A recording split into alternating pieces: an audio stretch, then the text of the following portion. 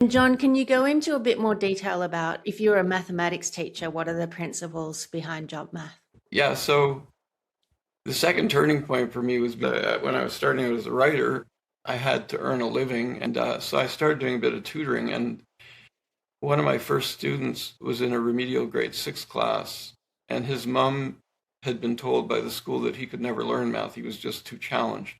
Mm. So he's now a fully tenured math professor.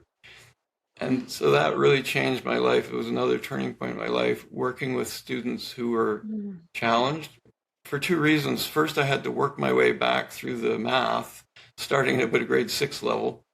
And Mm. suddenly became clear to me that as an adult, going through things at my own pace, that the math was way easier than I thought. And some of the things that were totally mysterious to me, like why is a negative times a negative a positive, and things like that, became crystal clear. And I began to think that I could actually understand the math at a deep level.